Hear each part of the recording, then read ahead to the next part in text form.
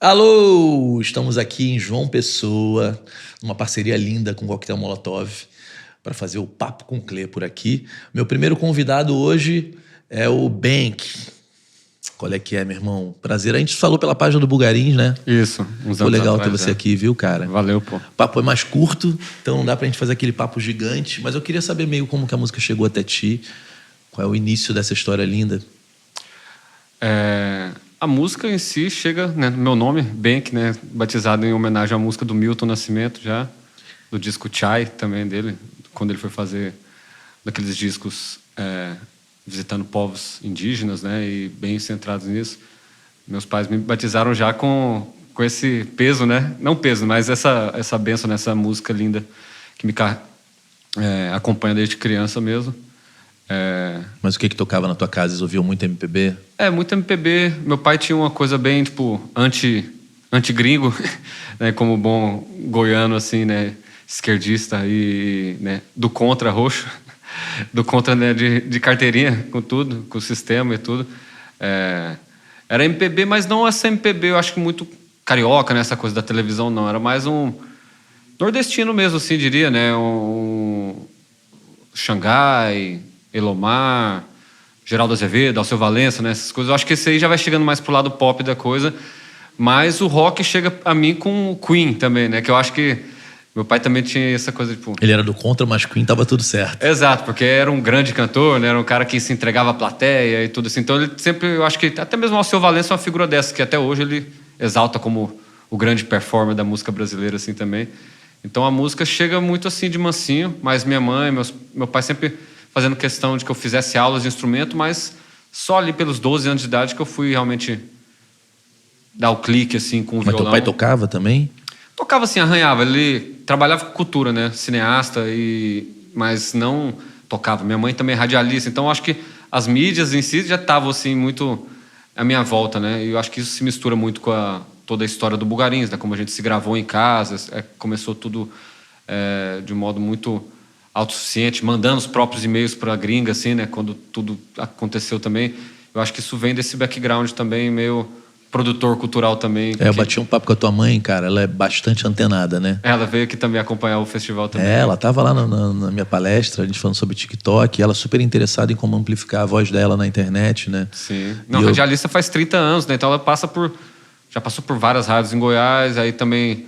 Agora, no momento que ela está em rádios online, fazendo os podcasts dela, ela mesma também, né? Então, ela um movimento feminista raiz, assim, de Goiás, e ela sempre teve porta-voz, assim, também, nesse sentido. E você, o que foi te pirando na música na medida que você foi começando a tocar? Acho que o que me deu clique mesmo, assim, de consigo fazer isso, quero fazer isso, foi o Nirvana mesmo, assim, né? Até antes eu já gostava, como eu falei, Queen, tudo isso que rolava em casa... também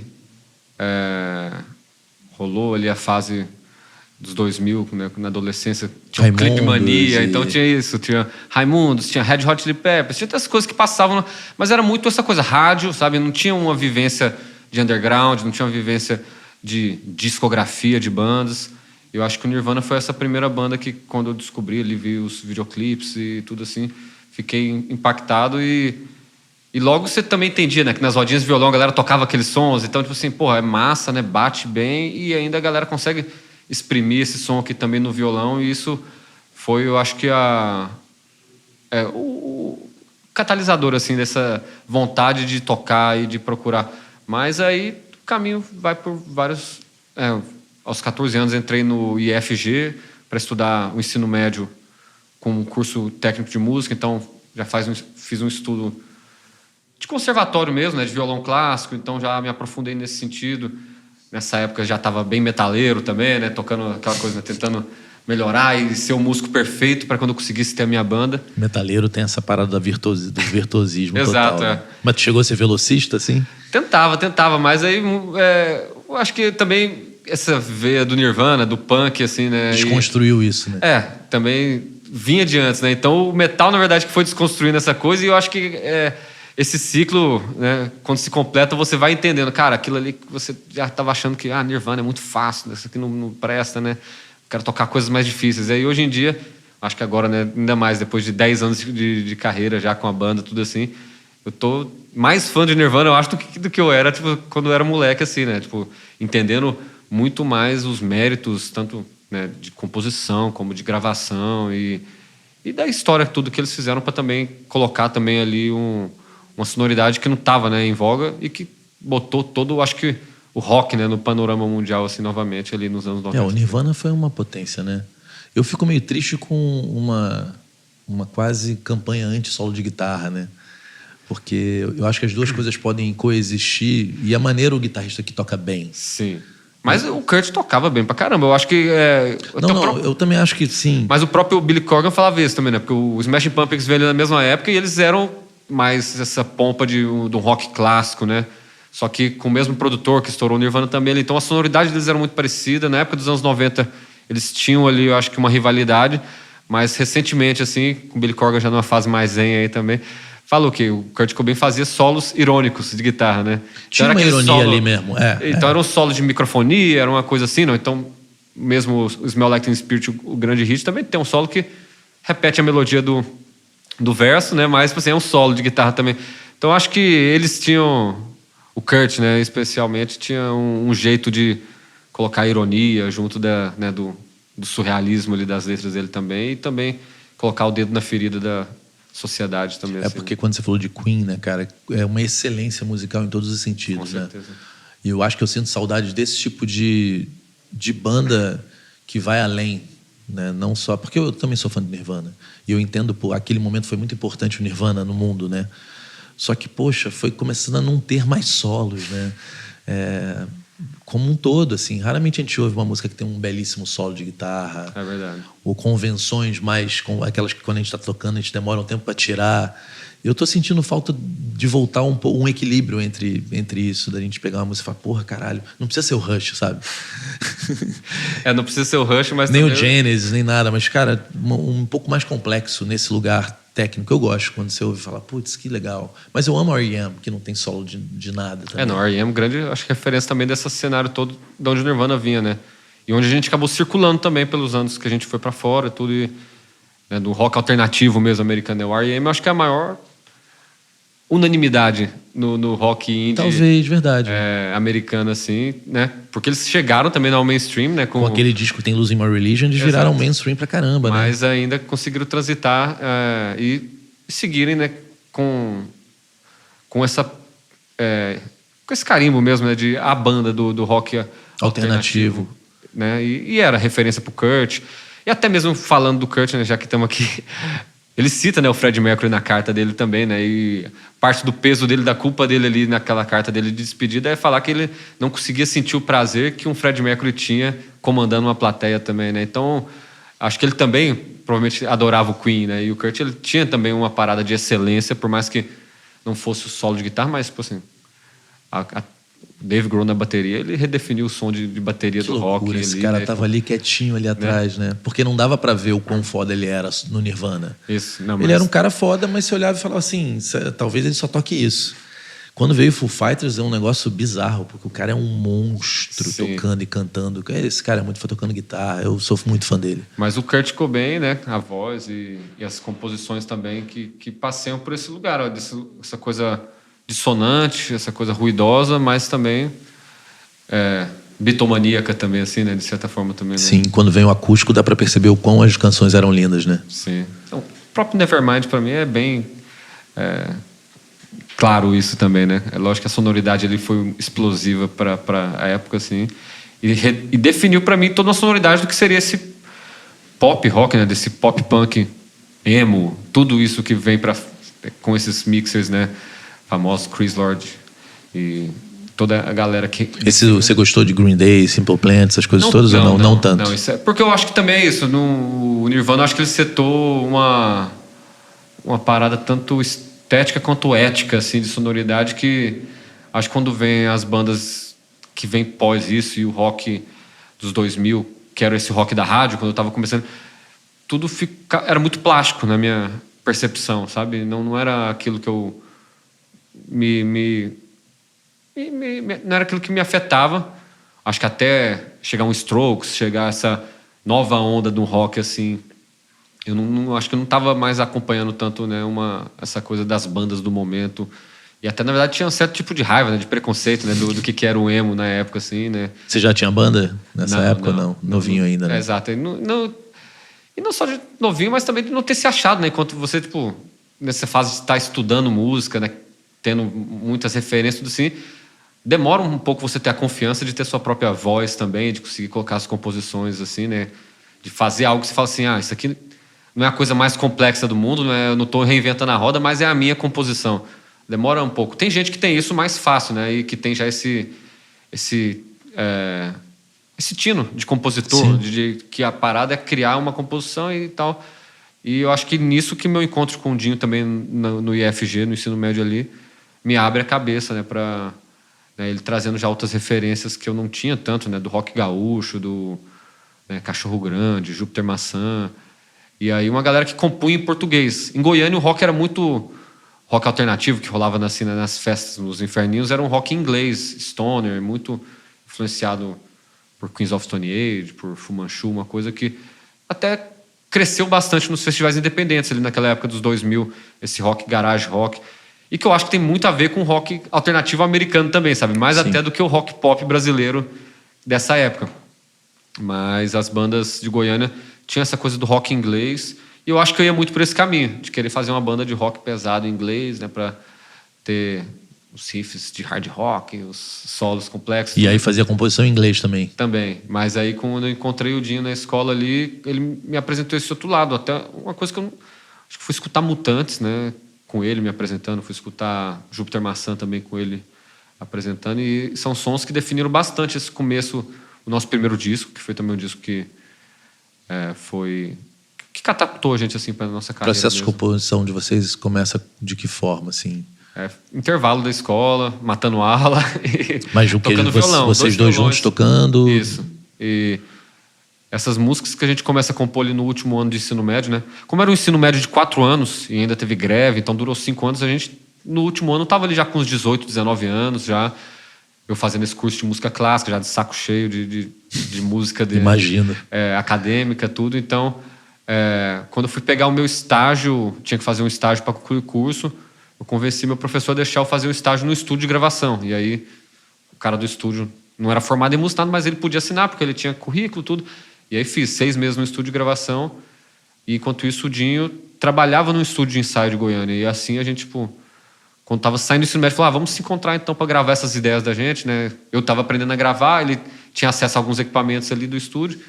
E aí foi lá, pegou um SM57 emprestado, pegou 2 ônibus para parar na minha casa lá do outro lado da cidade. E aí eu ligava tudo assim, né? Meu pai tinha um iMac para editar vídeo.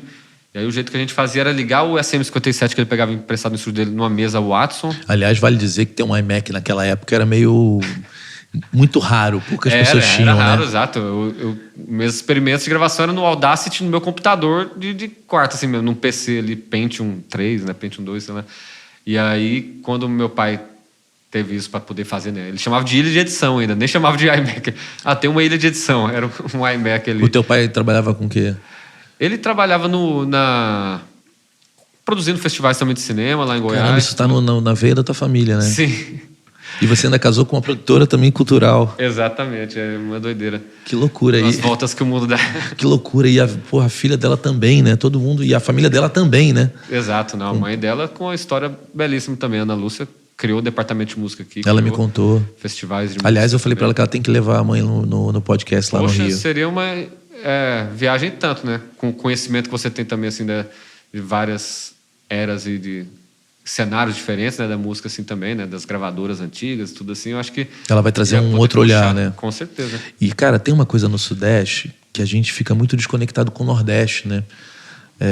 A Globo sempre foi no Rio, as rádios satélites Rio ou São Paulo, e para mim está sendo para vir para João Pessoa. Se não me convidam, talvez eu não viesse, porque se acaba eu vou mais para São Paulo, Curitiba, e é maneiro você tirar da rota, ir para um outro lugar, sair do lugar comum para mim. Então, tipo, a mãe dela vai vir com uma história que eu nunca escutei. Com certeza. Que vai trazer uma história que a gente não conta no canal. Então, acho que... Por isso que eu amei estar vindo aqui. Porque são outras histórias, outras pessoas, outras trajetórias. Mas é muito legal você ter se casado com alguém que tem um backstory de família igual ao da sua, né? E tua mãe é uma pessoa interessantíssima, a gente ficou discutindo um monte de coisa. Que massa. Trocando. E o Não sabe, eu Bugarins... sou casado com a Ana Garcia, do Coquetel Molotov, entendeu? Que não ficar É verdade. mais claro que... É porque vira piada interna, né? Exato, só falando que sou casado é tom. Mas é bacana, porque vocês devem conversar muito sobre o assunto, né? Eu acho que, na verdade, é muito do que também move, assim, né? O relacionamento até, de certa forma, essa vontade de fazer diferente, de fazer... De realizar as coisas. Realizar, e ela com a produção cultural, eu acho que ela sempre... Parte da premissa do Coquetel é sobre criar possibilidades para novos artistas, para novas pessoas. E o Coquetel começou como uma coisa voltada para o experimental, para o indie, e foi se modificando para as necessidades da cena local.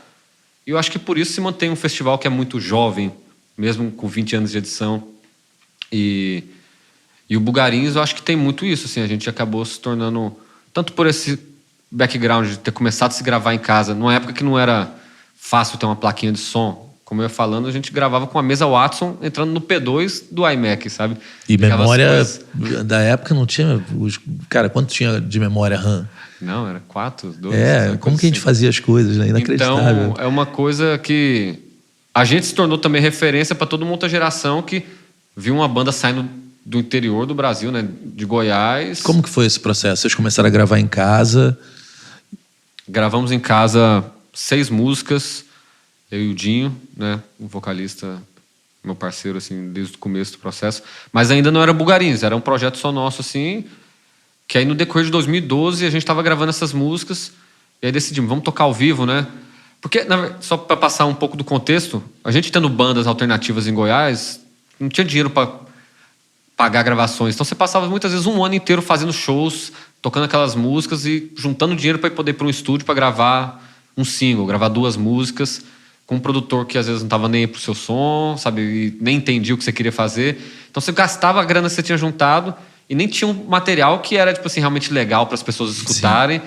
E aí quando chegava, sabe, você ter esse material para você mostrar para as pessoas, eles já todo mundo estava cansado de escutar essas músicas no seu show, ou você estava cansado de tocar. Então a viagem da gente com essas músicas que a gente fazia no ensino médio ali, e já que a gente não tinha uma banda para ser uma obrigação, era vamos gravar essas músicas para mostrar para as pessoas antes e depois a gente vai tocar. E isso era meio que a ideia da gente. Essa era a sacada que a gente tinha. E aí começamos isso. No final de 2012 a gente ficou com vontade de tocar essas músicas também. Depois de ter elas gravadas ali, chamamos o Hans, que foi o primeiro batera da banda, que chegou a tocar bateria em algumas músicas das gravações. 2012...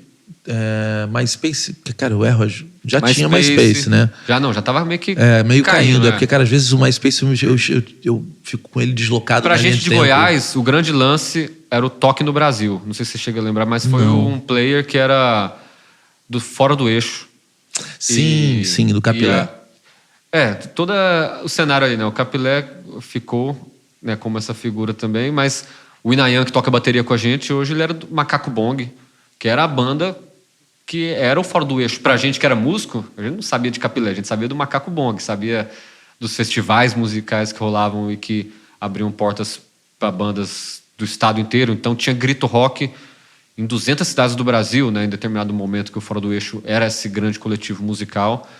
E então tinha Você muito show. viu o coletivo crescendo, né? Isso, enquanto público, enquanto jovem que estava indo, consumindo. E o Dinho com a banda dele já tocava, eram os eventos que abriam espaço para as bandas novas, assim. Então o Dinho tocava com o Ultra Vespa, que era a banda dele que ele já tinha quando eu conheci ele, e tocava nisso, nos Grito Rock, vários eventos que eram release alternativo, tinha vários eventos que eram do Fora do Eixo, e Fora do Eixo tinha produtores locais em cada cidade, assim, que se associavam, né, ao Fora do Eixo. Então, no caso de Goiânia, era Fósforo Cultural, que tem o Vaca Amarela, que era um festival também já com uma estrada, assim. Eu estava muito longe dessa cena, eu só ouvia Isso, como falar. você falou de Sudeste também, eu quis puxar também essa coisa de vir de Goiás. Explica também, porque... a coisa do Fora do Eixo, para quem não sabe o que foi. Eram festivais... Fora do Eixo, acho que começa como um coletivo em Cuiabá, né, que aí tem o Pablo Capilé como essa figura, né, que também transitou mais pela política, mas que tem o Macaco Bong como também fundadores desse processo, o Inayan, que é o baterista do Bugarins, o Caiapi, guitarrista, e o Ney, que era o baixista do Macaco Bong, também estavam ali desde o começo. Vão ter outros nomes que eu não vou saber porque é isso. Eu era um jovem que O Mais que o Fora como do Eixo chegava público, para né? mim era a música. Eu queria saber da música, queria tocar nos eventos que eles faziam. Então, mas esse Cuiabá, né, uma capital grande do Centro-Oeste também, mas que a maior capital do Centro-Oeste seguia sendo Goiânia.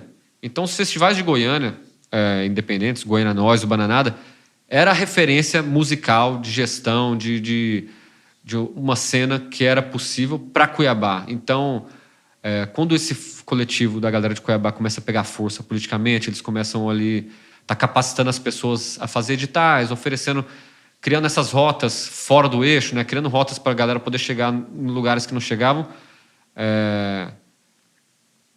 Eles se espelham muito em Goiânia. Então tinha uma força muito grande com Goiânia. Era uma coisa bem de irmandade, assim. Então Bananada já existia. Já existia, Goiânia Nós já existia. Tudo isso já existia. E aí, essa galera que se torna fora do eixo pegava ônibus de Cuiabá para ir ver os shows em Goiânia.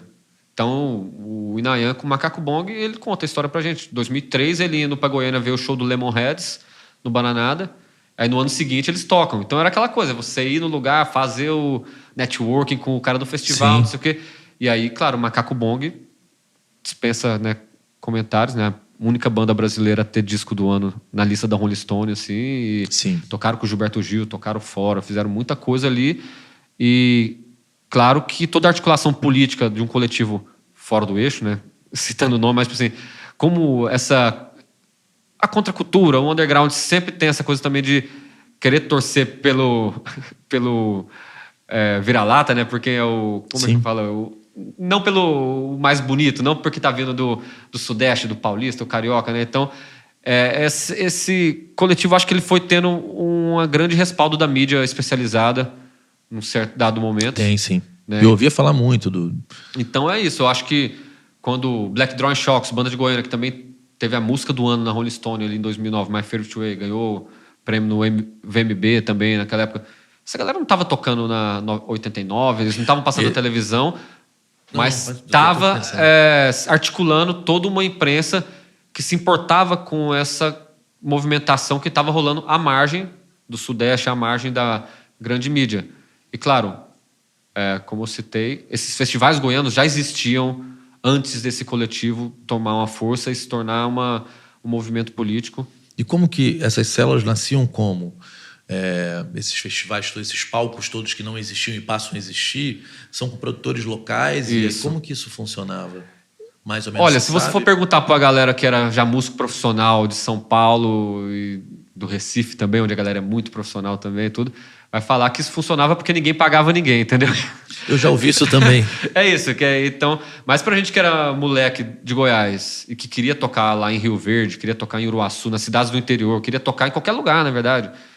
Você tem um produtor que, de repente, ele recebe uma capacitação para pegar alguma grana de algum edital que é disponível na cidade dele, ou pega um menino que tem grana e para investir, o cara vai lá e faz o evento dele. E aí, essa galera ter a chancela de uma parada que é maior do que simplesmente o produtor local, o Zezinho da esquina, fazendo o show dele no interior do estado ali. Não, agora é um Grito Rock. O Grito Rock, eu acho que foi o grande evento do Fora do Eixo, assim, que começou nas capitais, mas de repente teve na América Latina. Teve, tipo assim, se for pesquisar, teve anos que tinham mais de 200 Grito Rocks acontecendo simultaneamente no Brasil inteiro. Mas quem era o dono do Grito Rock? Não tinha um dono? Não tinha um dono, entendeu? É meio que essa utopia também, né? Acaba sendo... Que tinha um pensamento de contracultura meio anarquista também, né? Exato. E claro, vai ter gente que tá de fora que vai falar mal. Eu tava de fora, mas, como eu falei, eu era público, eu era consumidor. Então, e banda, né? Você queria estar ali, né? Isso, era isso que você tava visualizando. Mas esses 200 shows eram assim, eu sou de uma cidade, eu resolvo fazer um show. E aí você entrava... Eu não sei porque eu não produzia esses eventos, mas e os eventos que eu via eram mais profissionais, como eu falei, eram produtores que já tinham seus eventos que aproveitavam esse buzz de um grande evento, de um grande coletivo para se juntar. Então, Fora do Eixo, eu acho que acaba também se tornando quase como um sindicato. Tinha moeda própria em algum momento, não foi? Isso era na época que ainda era o Cubo, né? Tem essa história da galera querer pagar com a moeda própria.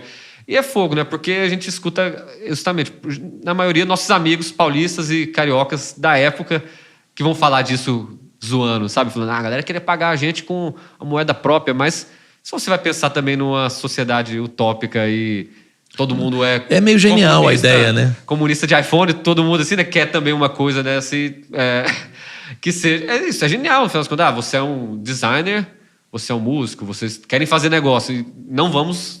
Se fosse dinheiro. Hoje, eles talvez pensariam numa cripto... Isso, né? não é diferente. Não é, cripto, você me falando, eu falei assim, tem uma cripto própria, né? Então, é legal, acho que até você levar o Inayan, trazer o Inayan no programa. O Inayan mora no Rio também. Ele mora no Rio, depois eu vou pegar com você o contato. Porque eu acho que faz total sentido e é uma coisa que eu sinto falta. Eu, enquanto alguém que entrei na vida adulta acompanhando esses eventos, acompanhando essas polêmicas e conseguindo enxergar os dois lados da moeda. Sabendo que sim. Não, com certeza é uma dor minha não ter trazido essas pessoas do Fora do Eixo, porque tem uma geração de rock que só existiu porque existiu tudo isso. Com certeza, é. Então tem uma importância, ainda mais nesse mercado que a gente está falando, que ele sai das multinacionais e passa a ser de células, né? E com a internet, porque, 2012, óbvio, mas estava já caindo. É porque, cara, é tanta coisa, né? Hoje em dia, coisa. Então, tudo ficou tudo lá para trás, né? Porque É. o MySpace foi uma célula importante, um ecossistema importantíssimo Com também, certeza. né? E aí trazer essas visões vai ser importante para o canal, porque meio que... A minha dúvida como ignorante mesmo, tipo, festivais como Coquetel, eu sei que a Aninha tá me dizendo que ela não era alinhada, né? Que ela fazia até meio um movimento contra. Desses festivais, tipo Coquetel, teve festivais que permaneceram, que nasceram dentro do Fora do Eixo ou não? Olha, de nascer dentro do Fora do Eixo eu não consigo dizer, assim, não lembro. Mas muitos produtores locais, assim, como o Ryan, que está trabalhando aqui também, que era da Toró Music, né? Que tinha o Espaço Mundo. Enfim, muitas casas, muitos festivais. Acho que o Muitas coisas surgiram por conta disso. Por conta disso. Porque era uma molecada que tinha energia, que tinha uma grana, sabe? Tinha o trabalho, o emprego, e aí tinha uma grana para poder investir, para fazer evento, e vai se profissionalizando. Gig, que é o Ricardo da Let's Gig, lá de São Carlos, Sim. que era uma casa que também tinha a ver com Fora do Eixo, que tinha essa ligação bananada até hoje. E o Coquetel, eu acho que a Aninha, pô, ela não era filiada, não fazia parte do Fora do Eixo, mas ela sempre foi uma grande defensora. Acho que por entender também isso, que certos lugares não têm as políticas públicas, não tem essa atenção da grande mídia para a galera que é alternativa poder ter um palco que seja, sabe, ter um backline, conseguir fazer as coisas, sabe, pensar que eu tenho um palco que eu quero chegar lá, sabe? Isso não existe. E hoje a gente não tem isso. A gente tem um circuito de festivais que são incríveis, profissionalizados, mas né? Super profissionalizados, mas também o espaço vai ficando mais difícil para o pequeno. Com certeza. Aqui é muito legal que mantém essa essência do novo, né? De dar espaço para o novo artista, né? Sim, com certeza. Eu acho que essa é uma das grandes premissas do Coquetel. E principalmente novos artistas nordestinos, artistas fora do eixo mesmo. Vou ficar falando fora do eixo, parecendo que eu estou fazendo panfletagem do fora do eixo, mas é o termo em si também, né? Não Sim, é só muito. Porque eu acho que é uma coisa que também, vindo de Goiás, é uma parada que pega muito. Sendo que o sertanejo é, né, a música mais conhecida Sim. de lá, e nos anos 80, 90, quando essa música era das mais vendidas, era também completamente ignorada pela grande mídia, né? Por ser uma coisa mais baixa, né? Menos intelectual, não era um Caetano. A Globo decidia que não ia usar e ponto, né? Isso, então é muito doido. Porque enquanto moleque eu era isso, contra sertanejo, sou roqueiro, camisa preta. Mas depois de ver a roda girar, de viver essa indústria, entender como quem conhece quem é filho de quem tem dinheiro para investir nas coisas e sabe investir, comanda, né, as coisas, muito mais às vezes do que o povo quer ouvir, o que o povo gosta, sabe? Você vai também ficando um pouco escaldado, assim, né? E hoje em dia admiro pra caramba a coisa. Quando a gente foi no Conversa com o Bial também ali, o convidado que a gente quis ter foi o Matheus, do Jorge Matheus, que a gente sabia que ele era fã da banda e que ia trazer um outro público. Ao invés da gente querer trazer alguém do rock e tudo assim, não, vamos fazer essa conversa sobre a música goiana. E o Matheus é meio rock and roll, né, cara? Pô, ele é. Se você tirar o áudio, parece que ele é aí você bota o áudio, é a música. E o primeiro disco deles eu gosto pra caralho, sabia? Eu acho que é o primeiro, é o que tem Te Amo Noite e Dia, né? Sim, esse disco é foda, tem umas coisas meio Coldplay ali, aí você fala assim, eu mesmo que eu ouvi a primeira, eu falei, cara, um dos dois gosta de rock. Sim, não, os dois gostam. Mas o primeiro disco deles mesmo é quase como o Bugarins também. Pô, não é esse, porque tem um disco deles que é a demo deles, gravada em MD, só os dois, voz e violão, a coisa bem... Se você procurar no YouTube, tem também. Esse Te Amo Noite e Dia já é... Que é o gravado ao vivo, né? Já era o Dudu Borges ali. Isso, exato. A Não sei se era diferença... o Dudu Borges, mas... Não era o Dudu Borges, esse aí eu acho que sim. Cara, eu adorava, porque me chamaram para produzir algumas coisas de sertanejo na Universal e eu tive que pesquisar, né? Foi aí que eu conheci o Dudu. Eu falei, cara, esse cara é bom. E eles fizeram uma síntese do Brasil muito interessante. Você pega... O sertanejo tem esse olhar de estar olhando o que está acontecendo, né? Nos lugares. Então, tem o Arrocha, tem o Piseiro, eles vão trazendo, né, cara? Sim. Isso é uma coisa que, para mim, todo mundo deveria olhar um pouco para os caras, porque os caras são foda. E o Jorge Mateus eu gosto mesmo até do som. Então, aliás, eu queria muito trazer os dois. E os caras são do business, eles são foda no business, né? Demais, não. A maior dupla sertaneja aí da década, né? E, cara, eu vou falar uma coisa que os roqueiros vão ficar putos comigo. Mas eu já fui no show do Jorge Mateus. Cara, é um show de rock, de alguma forma. Sim. É onde você ouve que tem guitarra, tem convenção, tem... E não, e para além disso, eu acho que para além dos roqueiros, eu acho que a galera do pop também tem que se ligar, porque é uma galera que o que é sertanejo universitário, mas eles não mudam a sonoridade deles a cada moda. O Arrocha agora é o piseiro, agora é a bregadeira. Eles vão trazendo de leve tudo um pouquinho, mas eles não perdem a essência. Não perdem a essência e isso faz eles serem uma coisa que é, tipo assim, imbatível, sabe? É uma coisa doida. Eles tocam em festas de carnaval no Recife, tocam onde que tudo é, assim, um som de muita intensidade, né? Rítmica, ou desses hits mais pops que tudo muito de base, de pirofagia, tudo grandes recursos. Eles, os caras são a música, sabe? E, claro, não necessariamente eu gosto de tudo também, mas vi o show deles agora no Ano Novo também lá no Recife e... Gigante. Um show para 100 mil pessoas e os caras tocando rock, pô. É rock. É rock. Para mim, no fim das contas, é pop rock, né? Acho que o sertanejo universitário traz esse lugar mesmo, assim, do pop rock também. A geração que assimilou ali, né, até um Los Hermanos também, assim, né? E traz para essa coisa mais... Que traz o sertanejo raiz, que traz o forró, traz, né, o fala mansa. São tantas sonoridades que eu acho que vai se misturando ali também na cabeça do jovem. Que aí, por exemplo, para mim, falando já de um lugar que não é do sertanejo, que não é mais uma Ana Vitória da vida, uma galera assim, eu enxergo um Jorge Mateus nelas, entendeu? Tem. Um pouco do rural, né? E a coisa de uma canção romântica, uma canção diretamente, tipo assim, né? Que, ok, vai funcionar no voz e violão, e se chega um arranjo de banda também vai ser classudo, mas não vai entrar no lugar da canção, sabe? Vai estar aqui, claro, a mensagem para você também, né? O Bulgarins, vocês começam a trabalhar profissionalmente em que momento, assim? Quando a gente termina essas gravações que eu falei, né, em casa, a gente decide inventar o nome da banda, né? Rafael Fefel também entra junto com o Hans, e eu começo a mandar alguns e-mails para divulgar esse EP, entendendo, né, as referências ali dessa coisa desse som, né, gravado no quarto. Um som que é psicodélico, que é inspirado nos anos 60, né? Essas coisas vanguarda dos anos 60, né? Então entrava ali Tropicália, entrava tudo da esquina, entrava o Pink Floyd do Syd Barrett, entrava, enfim, Stones, tudo The Who, né? Coisa do som dos 60 e o rock gaúcho também, que é muito influenciado por isso também. E mandei uns releasezinhos assim em inglês para vários sites, porque eu acompanhava muito blogs de música psicodélica e música, né, garagem, né, de fora. Você me falou que vocês tocaram muito no tal de um play, eu vou voltar no negócio dos e-mails, de um play lá ligado ao Fora do Eixo, né, que eu não conheço. Qual Aqui no Brasil. Isso foi isso que levou vocês? Não, aí já era Bulgarins, quando aparece isso aí também já estava caindo, sabe? Não tinha um player.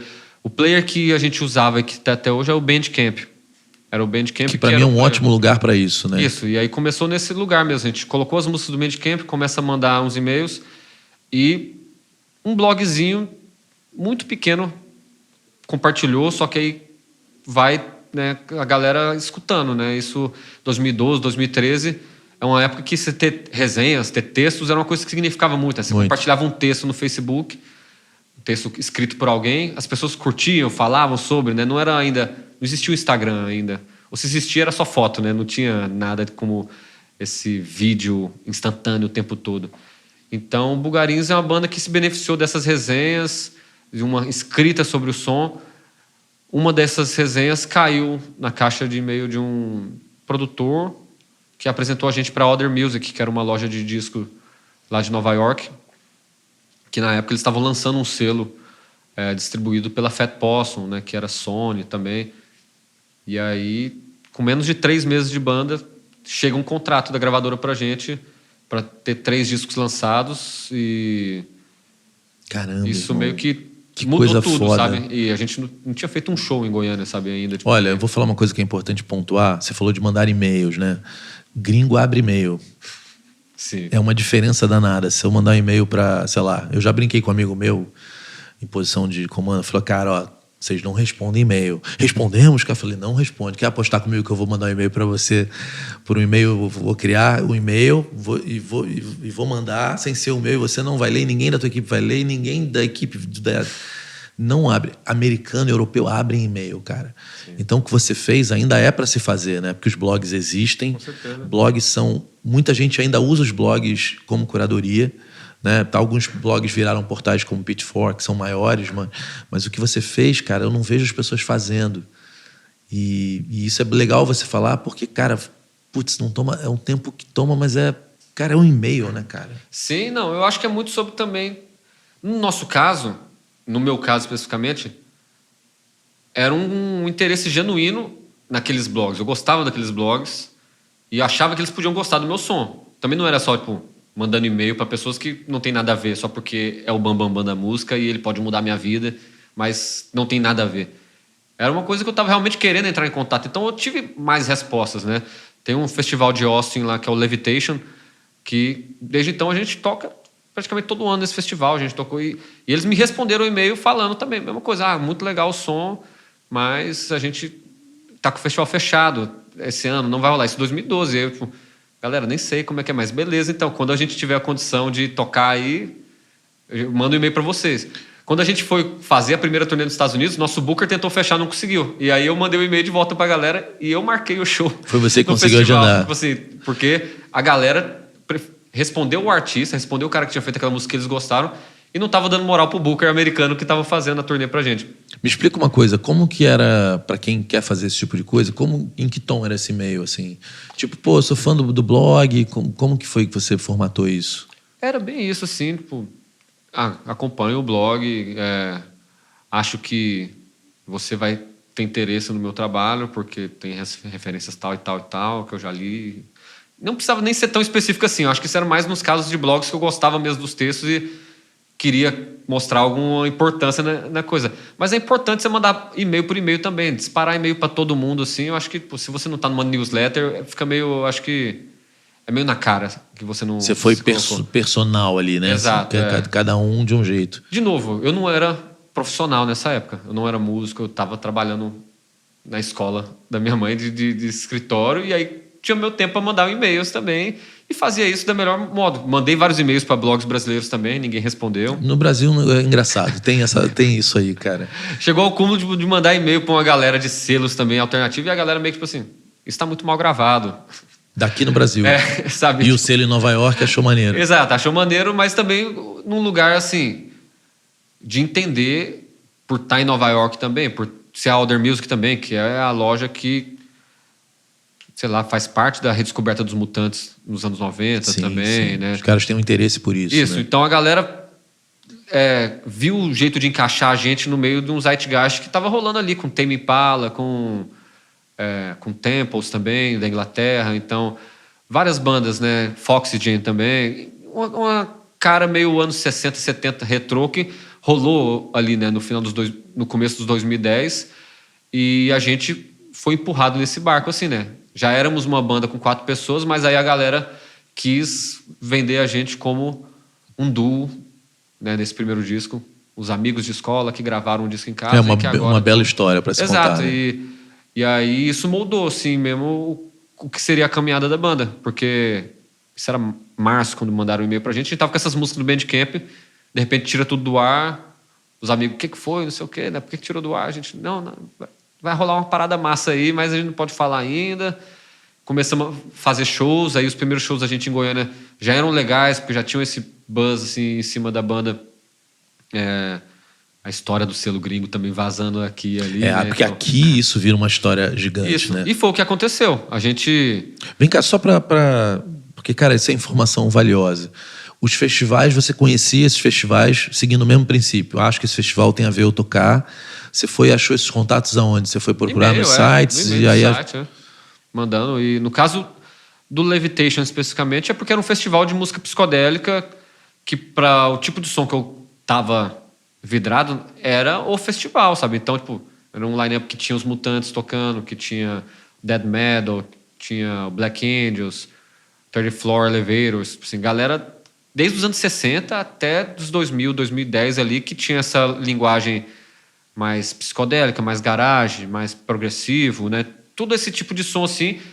E aí, conforme a gente vai tocando, esse lastro do progressivo do psicodélico vai até mudando, sabe? Vai virando som de Tuareg, guitarra do deserto, a galera, sabe? Vai virando também sons mais exóticos, não é só o psicodélico calcado no blues ali. Eu tô te perguntando isso porque tem gente que não faz porque acredita que jamais será possível.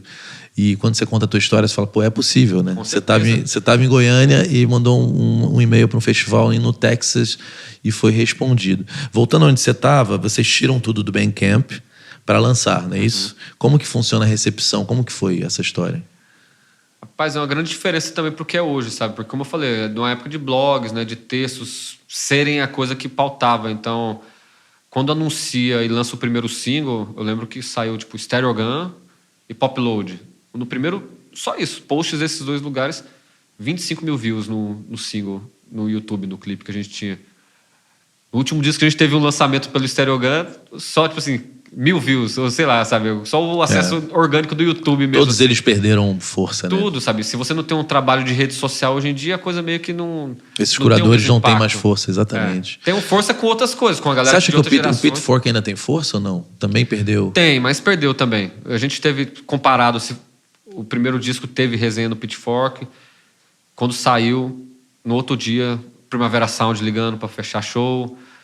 Tipo assim, era uma coisa de doido, assim, muita coisa movimentava. E hoje não. Aí, no 2019, um outro dia, a gente teve resenha também e meio que nada, porque já era a lógica a matéria ser uma peça para você usar na sua divulgação. Rede social, exatamente. Entendeu? Então, como a gente nunca teve esse tipo de trabalho assim pensado, né? A gente que controla as redes sociais mesmo, eu particularmente que faço todo o trabalho assim de pensar, né? O que fazer, um memezinho, não sei o quê, né? Como divulgar, ou até mesmo patrocinado, quando vai fazer alguma coisa assim, eu sento a bunda lá no Ads Manager e faço isso também. E gosto de fazer também, sabe? É uma coisa que, para mim, tá na minha essência também. Foi o que fez a banda chegar também nos selos gringos, sabe? Eu pensar, vou mandar isso aqui pra uma galera e...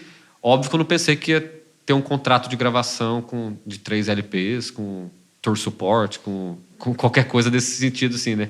Mas... de um jeito ou de outro, era o que a gente estava buscando. O que eu estava buscando era levar essa mensagem, levar essas músicas para mais gente, né? Por mais que fosse... Na verdade, a ideia minha era ter quotes, ter falas dos blogs, qualquer resenha que fosse, para eu pegar e poder colocar no release da minha banda e convencer os produtores daqui mesmo que a banda era legal. Tipo, passar no edital, sabe? O gringo falou ali que é bom, isso, sabe? Né? Virar uma banda obscura. Legal, caralho, você já ouviu essa banda de Goiânia aqui? Tem esse texto gringo inglês aqui falando dos caras. Isso eu sabia que era fácil de rolar, porque isso eram blogs que tinham um pequeno acesso, que iam ler a caixa de e-mail, sabe? Mas é isso, esse primeiro blog que eu falei, que foi o pequeno que postou e fez uma resenha de, sei lá, 4 linhas, no que ele postou, os downloads gratuitos do Bandcamp acabaram. Então foram, tipo, 250 pessoas que baixaram o EP. Que foda. E hoje em dia, pra você ter 250 downloads, é difícil, cara. Entendeu? Então, tipo assim, é uma parada que eu vejo muito você falando, vejo outras pessoas que trabalham com essa parada de também inspirar artistas a ser mais proativo com as redes, tudo assim. Essa percepção dos views, né? E da nossa cabeça de, tipo, ou é viral ou é fracasso, né? Não pode pensar assim, cara. Quanto que era isso? Na época a gente teve 250 downloads, chegamos, tipo assim, no limite da plataforma, que a plataforma te dava. Agora, quem quisesse baixar teria que pagar. Então, e aí você sentia essa coisa, né? Também de ver a música girando. E eu acho que o Bulgarins é uma banda que se mantém fresca, se mantém referência para bandas novas também, porque consegue manter esse status. Não, e é um case, cara. Pra mim, vocês são um case assim do independente. Tem vários... Você tem, tipo, bandas que... Eu acho o Fresh uma banda que, apesar de ter saído primeiro pelo Rick Bonadio, se manteve independente de um jeito... O Lucas é muito inteligente, né? Sim. Mas é diferente de vocês. Foram outros caminhos. Tem vários. O Forfan, tem um monte de banda que foi independente de um jeito muito interessante. Vocês foram um caminho diferente, porque o gringo olhou pra vocês antes do que o brasileiro, né? Sim. De dar valor no início, né? Esse primeiro disco sai... Quantos shows vocês fazem com esse primeiro disco? Tem suporte pra rodar? Não, a gente fez 150 shows no ano seguinte. Caralho, que foda. 100 shows fora do Brasil. Que foda. Chegando no South by Southwest pra fazer 11 shows, assim. Foi Caralho, o começo irmão. da banda, assim. Antes disso, dessa turnê que a gente fez em 2014, a gente só tinha tocado Coquetel Molotov, e aí São Paulo, interior de São Paulo. Foi isso. O primeiro show que a gente fez fora de Goiás foi uma pré-festa do Coquetel Molotov. E vocês já estavam azeitados, assim? Assim, quanto uma banda jovem de Goiânia, entendeu? A gente tinha essa referência, esse background do rock garage, como eu falei. Então era um show pesado, barulhento. Energético pra caralho. Mas com essa coisa do progressivo, da psicodelia, né? Então guitarras com delay, momentos instrumentais que, né, dão mudanças bruscas e a galera, né, pega. Mas a diferença que a gente... Depois do South by Southwest era outra coisa, entendeu? Quando a gente chegou e tocou 10 shows em 4 dias, a banda já melhorou muito. E aí foi uma coisa também que a gente também tem de diferencial, eu acho, porque na essência, nos primeiros passos da banda, a gente entrou numa turnê de 3 meses seguidos, assim, tocando todo dia. E que muda muito, né, cara? Com certeza. Então vira uma parada meio que telepática, assim, e sonora, e que traduz muito para essas referências que eu já tinha, como eu falei, do Nirvana, da galera do rock alternativo americano, que tinham essa possibilidade, não só rock alternativo, né, as rotas do jazz mesmo, assim. A galera ia fazer show todo dia porque é melhor você fazer um show que vai ganhar pouco do que você não ganhar nada e gastar. E o gringo, ele vai da Europa e dos Estados Unidos, eles vão preenchendo, tem um show aqui, ele preenche com 5 no caminho, exato, vai parando, vai de carro. Então a gente foi meio que criado nesse sistema. Então é uma banda que... Como que foi a recepção, cara, de shows, um show fora do Brasil, né? Era uma doideira, porque tinha esse hype, né? Você tinha o inglês super fluente, assim, ou não? Oi? O inglês de vocês era super fluente ou não? Era meio CCAA ainda, assim, sabe? Não era super fluente, não. Ninguém tinha saído do Brasil, assim, de fato, né? Então, foi meio que um choque também. Mas a gente já tava ali, reuniões com os caras da gravadora, né? Não sei o quê. Então, meio que já também tomando choque dos sotaques. Na marra, né? Exato. Mas quando chegou lá, que também foi aprender mesmo de fato. Nessa primeira passagem lá, South by Southwest meio que já mudou, assim, né, as coisas pra gente, né? O John Pareles fez resenha do show lá. Uau, que foda. Pisamos fora, já tem um texto no New York Times falando da gente, tudo assim. Então já fica uma parada que, nossa, a banda é uma realidade, sabe? É a banda do momento no Brasil, tudo, né? Então você fica como se fosse o novo Sepultura, como se fosse o Cansei de Ser Sexy, né? Então... E como que foi a resposta desse primeiro álbum aqui? Vieram muitos shows em consequência disso? Vieram muitos shows, mas nesse contexto alternativo, sabe? É uma parada que hoje em dia analisando... Não com cachê alto, né? Não, porque hoje em dia eu enxergo isso como uma parada de... Como a gente não tinha o know-how, não era filho de músico, não era paulista, não era carioca, assim, pra saber ter um produtor, sabe? A gente foi ter técnico de PA 2 anos depois, técnico de luz, iluminador, 3, 4 anos depois. E até precificar direito, né? Precificar direito, mas também, tipo assim, se você não tem um técnico de PA, não tem um hold, não tem um técnico de... O que seu show custa também? Você já chega só aos 4 músicos ali. A questão é porque a banda também, nesse contexto de entrar em turnê fora e pegar o carro e tocar todo dia, não sei o quê, você também vai ficando macaco velho de, tipo... Você sabe se mixar no palco, você sabe se escutar. Você não vai cair num palcão e vai tomar rasteira porque não tá se escutando no monitor.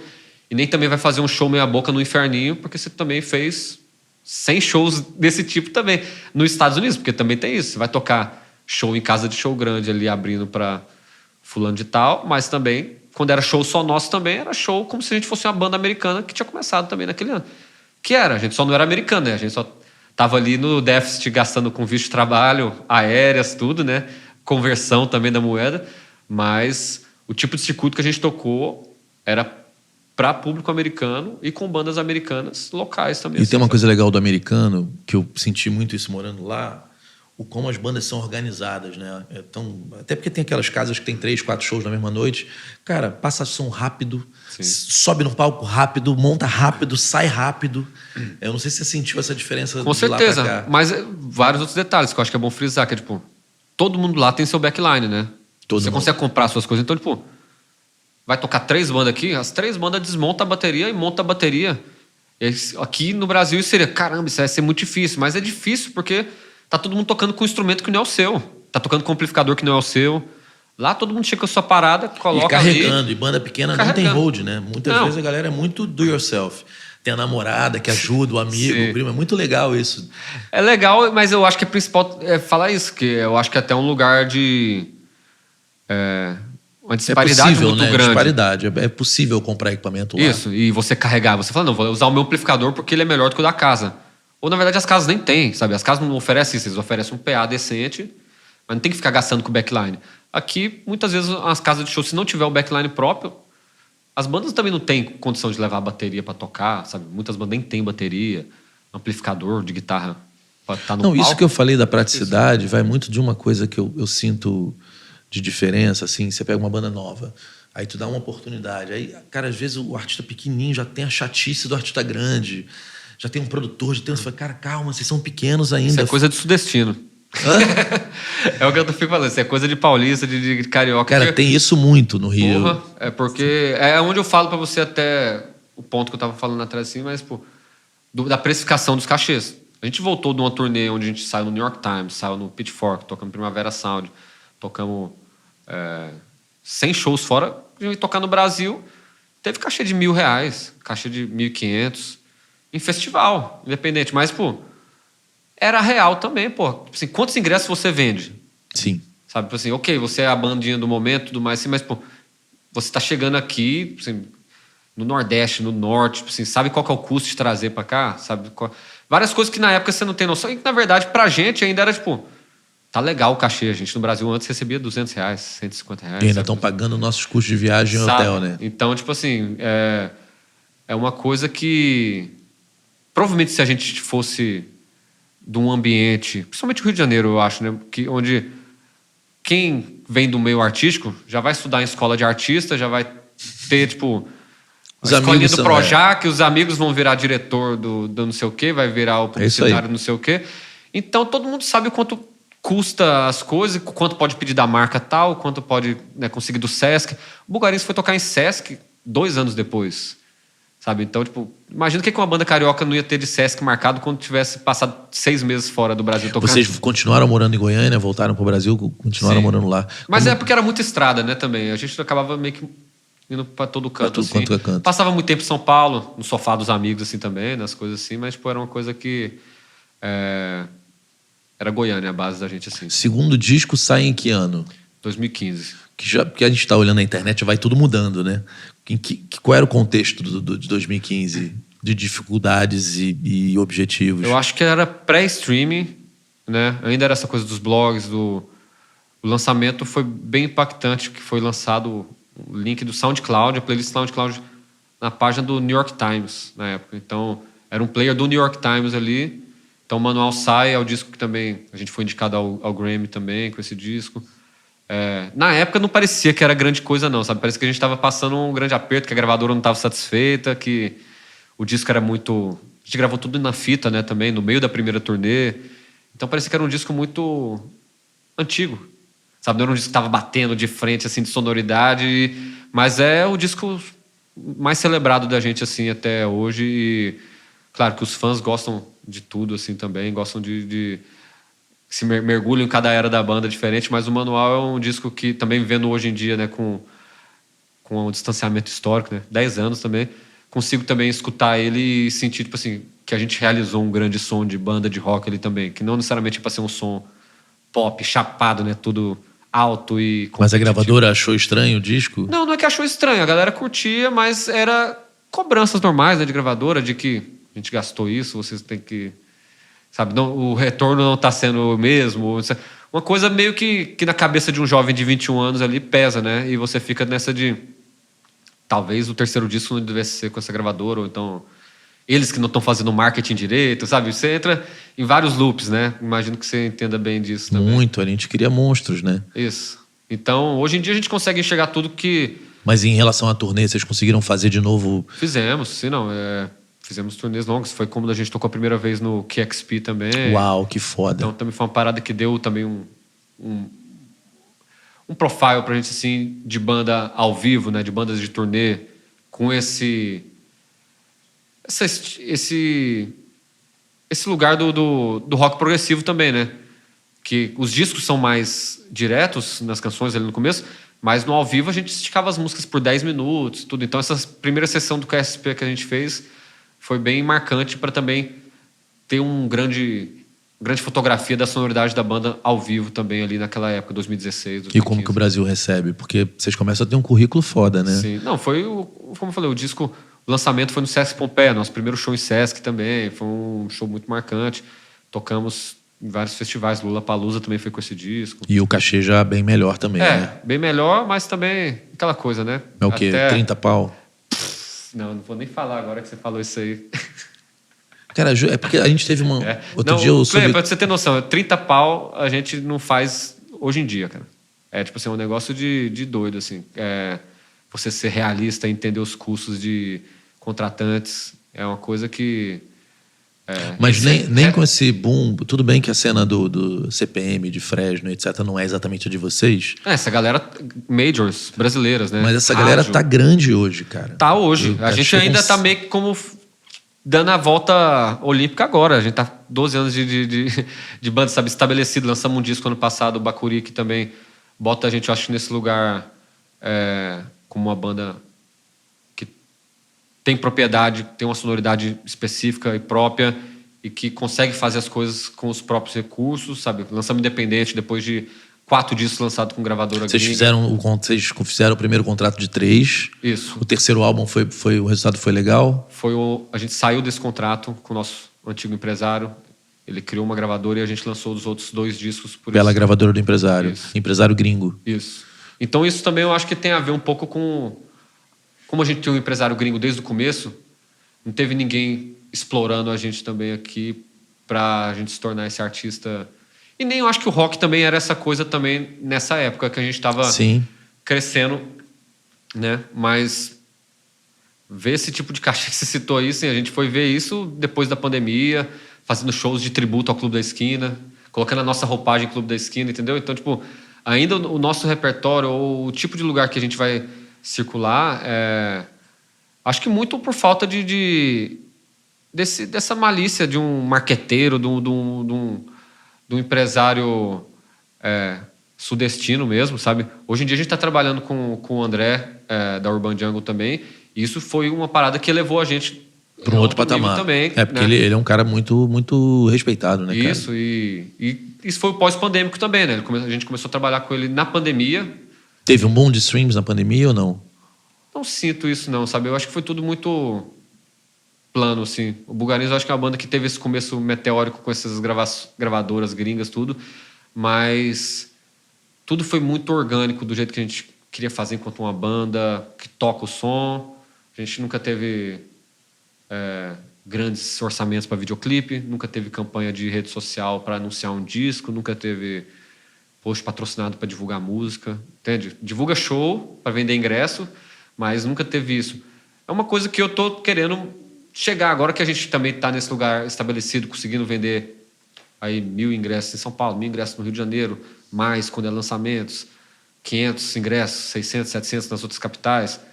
Isso não cai mais pra gente. Já é um público conquistado. Isso, e sem precisar de ter estratégias agressivas de marketing, sem ter que fazer o som que é para virar. O último disco da gente a gente fez sem a gravadora, totalmente independente, gravando em casa de novo, depois de 10 anos, né, tipo, ter feito o primeiro disco em casa, agora com a engenheira de verdade, né, a Alejandra Luciane, que produziu e mixou o disco com a gente também, mas em casa também. Pandemia, né, todo mundo com neném, tudo assim, a gente preferiu fazer no conforto de casa do que entrar na noia do empresário americano e querer gastar 30 mil, 40 mil dólares num novo disco novamente, Porque isso também vai ser cobrado lá na frente também. Sim, né, tudo é recuperable, como eles falam, né? Tudo Exato. é recuperável. Vocês conseguiram, você sentiu que no primeiro contrato os discos bateram break-even, eles se pagaram? Sim, depois de um tempo, né, também. É isso, né? Não é uma coisa que... É porque o primeiro e o segundo vai vendendo, aí começa a vender isso. o primeiro. Não, mas hoje em dia já pinga ali os 50% do contrato pra gente, graças a Deus, assim. Tanto de streaming quanto de vinil, né? Tudo assim, que rende muito. E sim, que tudo também mais, por muito tempo não via. É importante você falar isso para as pessoas, né? Porque sempre que tem um investidor, ou uma major, ou um selo gringo, o dinheiro que entra vai sempre ser recuperado. Com certeza, não tem. Eu acho que até. Né? Não tem dinheiro fácil. O dinheiro é sempre investido para recuperar e sempre recupera antes de começar a pagar, né? E o caminho que a gente vê os artistas que crescem, que conseguem se autogerir, no geral, é se tornar a própria gravadora também, né? A galera vai pegar e contratar o serviço que a gravadora faz. A não ser quando é para pegar advances milionários também, né? Mas, no geral, quando a galera já está vendendo muito ingresso, já está fazendo muito dinheiro também, assim... Mas é melhor para eles só pegar e investir, contratar o serviço que a gravadora vai oferecer do que ficar pegando dinheiro emprestado, né, com a gravadora. Também acho. Você conhece a Aninha em que momento? A gente tocou, né? Como eu falei, o primeiro show do Bugarins fora de Goiás foi uma pré-festa do coquetel, mas não nos conhecemos ali de fato, eu só toquei ali. Um ano depois, o Bugarins toca no Primavera Fauna, que era um festival no Chile. E aí ela estava lá também, convidada para conhecer o festival, tudo. E lá que a gente se conheceu, assim mesmo. Começou, né? Fazem quantos anos? Fazer 11 anos agora. Caramba, é um tempo, cara. É, um tempão. E essa troca de vocês, ela como produtora cultural, você também já tem esse DNA pela tua mãe, né?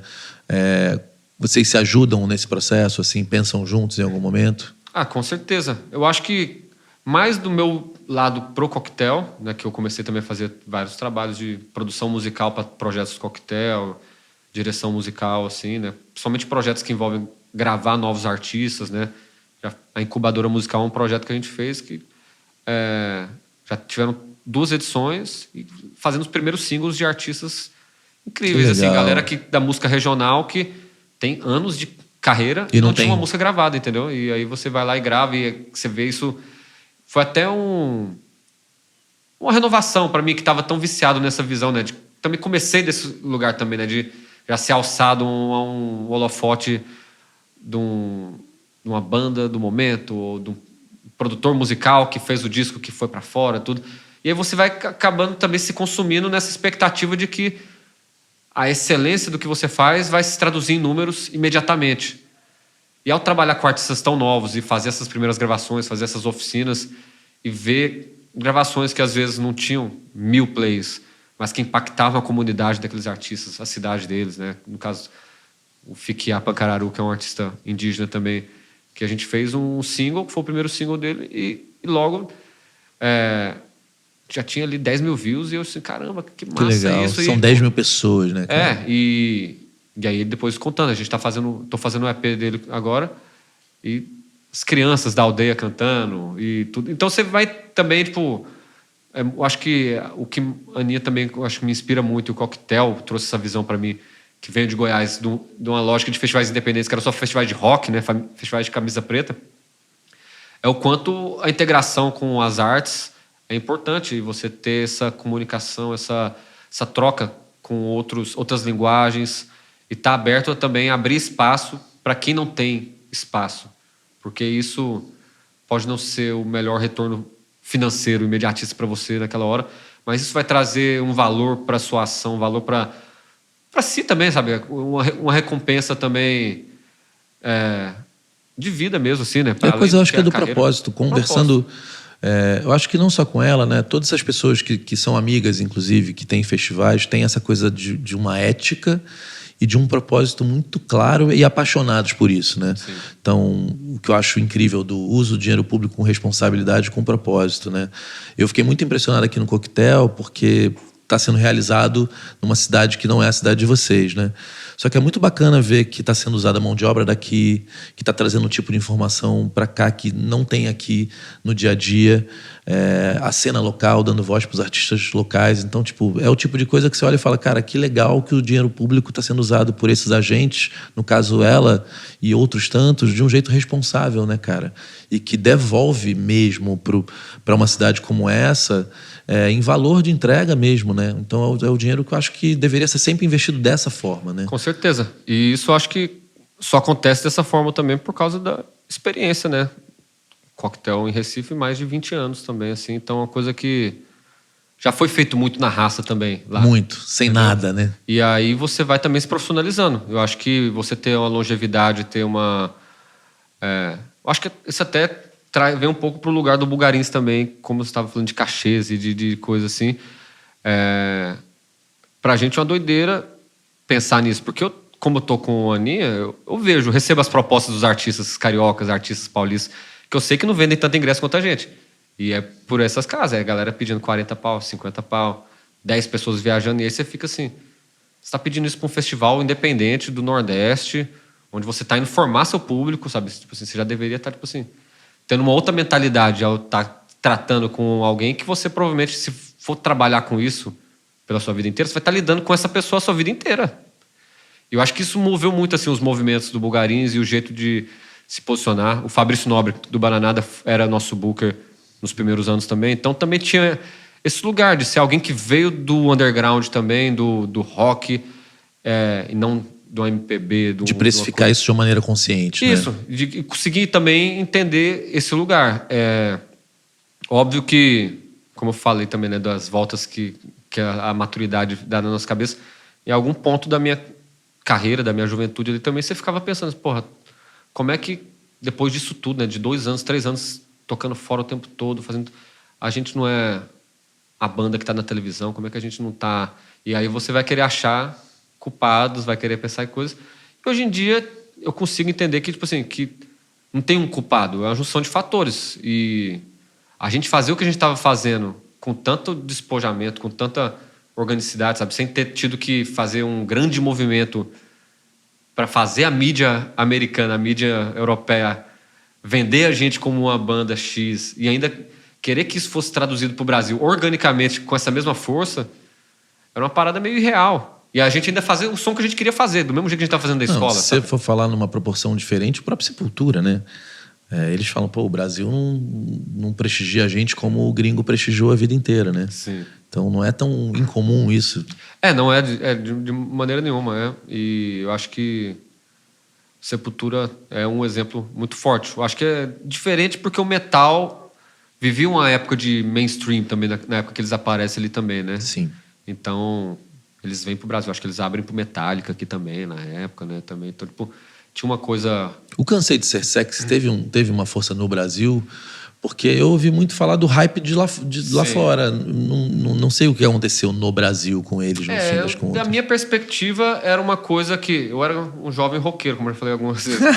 Não me interessava muito, sabe? Eu fui me interessar mais depois, um pouco mais velho, entendendo toda a conjuntura da coisa. E eu acho que não teve tanto espaço aqui, porque a banda meio que foi implodindo.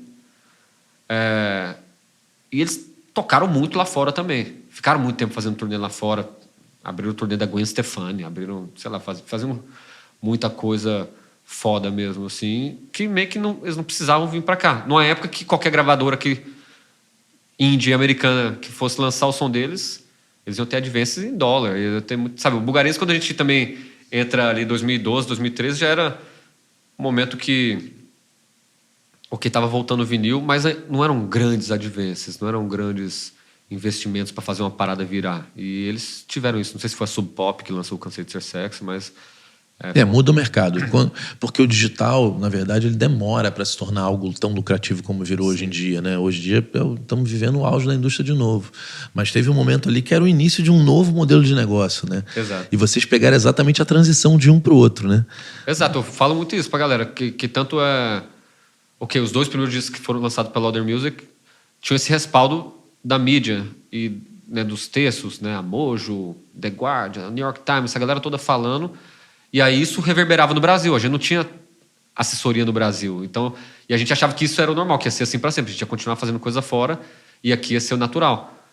Dá o 4º disco, que foi esse que eu falei que saiu na Pitchfork também, nada, porque a gente não tinha um trabalho maquiavélico de rede social, sabe? Não tinha um time que estava ali pegando tudo que saía e sabia trabalhar isso. Não tinha um time que estava ali assessorando a gente para fazer Enfim, essas coisas que aconteceram naturalmente pelo background que a gente vinha, né? Pelo cenário que a gente circulava fora no Brasil, e transformar isso em capital social. E talvez não ter o tal do manager muito bem relacionado também ajuda e, no caso de vocês, prejudicou, né?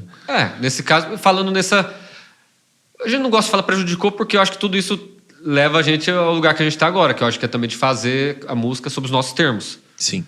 Muitas vezes, se você ter um manager que é o que vai te agulhar para fazer uma parada mais agressiva, mais pop, mais mainstream, vai ser o manager que vai acabar sua banda também, sabe? Vai colocar o cara que é mais conceitual contra o cara que é o frontman, o estrela, sabe? Então, e tem isso pra caramba em banda, tem pra né? caramba. Não, isso é uma coisa que... O empresário, às vezes, ele detecta, né? Ele fala assim, pô, cara, eu preciso fazer essa banda vender 10 vezes mais. Exato. O culpado por isso é aquele baixista ali que fica falando pro cantor que, porra, não, culpado, né? Aí ele fala assim, peraí, eu vou minar essa relação aqui, vou tirar esse cara. Com certeza. Isso tem direto, as pessoas não sacam, mas tem, cara. Tem, e é uma parada que... Hoje, só de eu ter vivido o que eu vivi com Bulgarins, assim, das turnês fora, e logo de cara também, né? Como eu falei, primeiro ano a gente fez 150 shows. No ano anterior a gente devia ter feito 10, sei lá, sabe? Uma coisa assim. Então, 150 shows, você... Depois você volta de um ano desse, você com 21 anos ali, velho, você entende, tipo assim, por que banda tal acabou depois do primeiro disco? Por que banda acabou devendo? Por causa de dinheiro, brigaram por causa de dinheiro. Muitas vezes a galera briga por causa de dinheiro, não é porque eles são milionários e estão... Eles estão brigando é porque estão devendo a gravadora e não estão com dinheiro mesmo também, saca? Bandas que tiveram grandes hits, que tiveram mais... Porque também tem os grandes hits que a gente conhece, que toca na rádio, ou que tocou no Clipe Mania, tocou no programa da MTV, custa também milhares, centenas de milhares de dólares para as gravadoras também ali, né? Então, se às vezes os acordos não eram feitos direito, se o empresário era mais maquiavélico que o outro, tinha gente que tinha um grande disco e que saía com o pé, né? Tipo assim, a mão na frente ou outra atrás mesmo assim, sem ter realmente, né, não, e o convívio de estrada é difícil também, isso, né? Não, sem falar isso, que é uma parada que também mina muitas relações assim, e que você entende. Eu acho que banda, né? Eu que tive banda também, eu acho que tem... Como é que era a banda, sua banda? Cara, era uma banda chamada Cara Ezequiel e outra com nada pessoal, era com o filho do Erasmo, né? A gente teve 12 anos seguidos de banda, assim. Que foda. Mas numa época escrota de gravadora, que outros tinha gravadora, não tinha nada, né? Porque não tinha o digital ainda, não tinha MySpace. Cara, o mundo mudou muito, né? Sim. Mas eu acho que tem a convivência, tem o amadurecer sem perder conexão, porque pô, normalmente banda que dá certo começa todo mundo novo. Sim. Pô, você vai amadurecer, você vai se relacionar com pessoas, vai casar, vai namorar, essas pessoas influenciam Sim. todo mundo. Aí tem a questão de como você vai amadurecendo musicalmente, e aí tem divergências, né? Porque você ouve o Nirvana, o cara ouviu outra coisa e fala, pô, e aí tem a coisa que é o dinheiro, e aí tem a coisa da vaidade, né? Também. Sim. Que é tipo, a banda cresce, aí o baterista quer aparecer mais do que o cantor, aí é foda, cara. E as mulheres ou parceiros, né?